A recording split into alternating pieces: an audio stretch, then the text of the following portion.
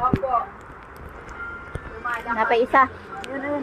Ano naman lang, hindi inabot yung ano natin, second step, no? Kahit hindi yung kakala. Oh, dati naman, nung si daddy pa. Naiangat pa namin yung freezer. Tapos hanggang doon lang sa first level yung tubig. Pero ngayon, grabe.